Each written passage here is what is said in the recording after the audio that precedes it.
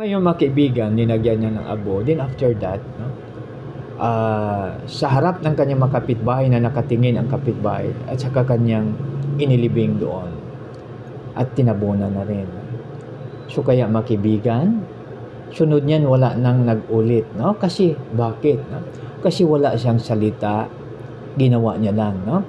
So yung pag-observe sa kanya ng kapitbahay na wala siyang salita, masaya siyang ginawa ang pag-ayos ng yung mga hindi maganda na ibinigay sa kanya, no? Dinala sa kanya.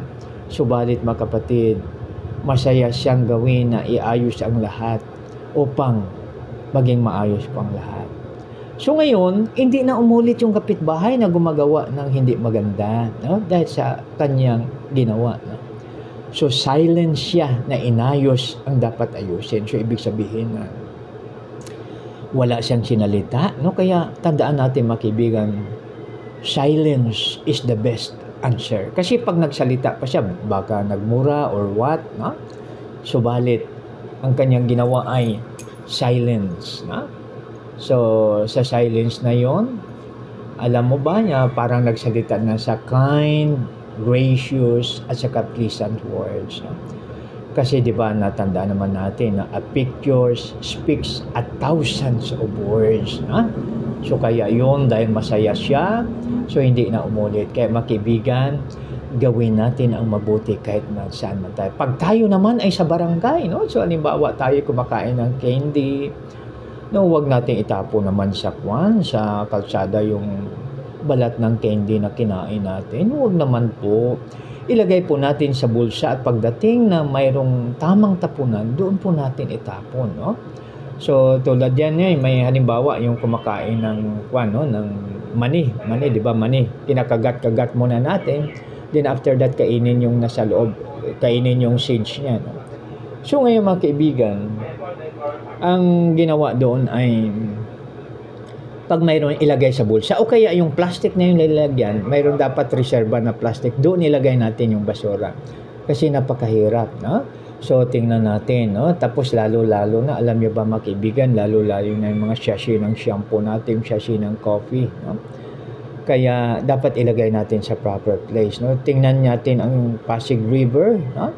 So ba linagay natin dito sa sa may Aurora Pasay, no? 'Di ba may tulay diyan, ba lilaglag natin yung basura. So ang basura na yun ay lilipat lang sa kabila, no? Dahil pag mayroong hangin madadala, no? Kaya dapat maging responsibilidad natin, gawin natin ang mabuti, no? Kaya ang daddy at mommy, i-train na po natin ang ating mga anak na gamitin natin yung 3 R's, no?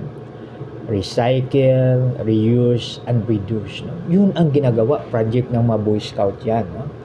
Boy Scout sa Boy Scout dito sa Kalayaan High School, Boy Scout dito sa Kalayaan Elementary School, no? Kasi malaking tulong, no?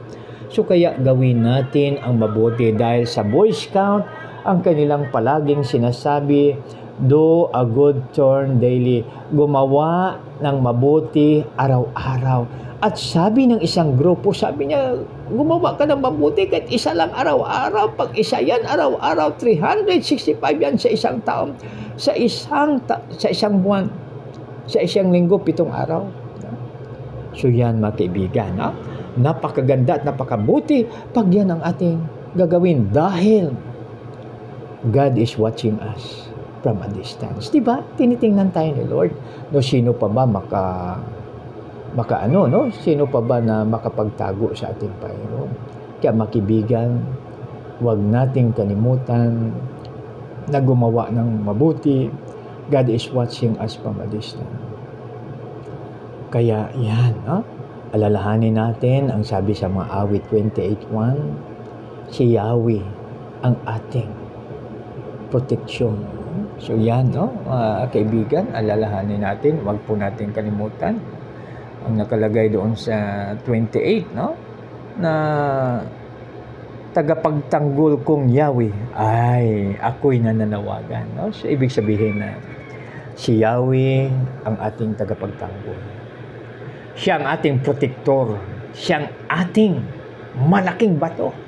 siyang ating kaligtasan. Kaya yan, no? Kaya gawin natin ang mabuti. Huwag natin kalimutan na gagawin ang mabuti.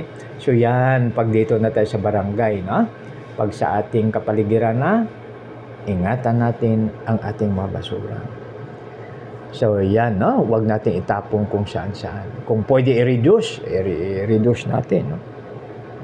So mayroong isang tatay, no? Ang ginagawa niya sa isang sachet na shampoo. Parang 4 na ligo niya. Ibig sabihin yung isang sachet, pwede niyang gamitin na 4 na 4 na bisis na. Ibig sabihin, sa isang linggo, isang sachet lang na shampoo yung gagamitin niya. Kasi siyempre, yung mga tatay, siyempre hindi naman mahaba ang buhok, no? Iba naman sa babae dahil napakahaba ang buhok, no? So, ang kanyang ginagawa, no? Hati yan. Equally divided into 4. So, yan. So, ibig sabihin na kahit naggumamit siya ng shampoo na kasashe, so, konti lang ang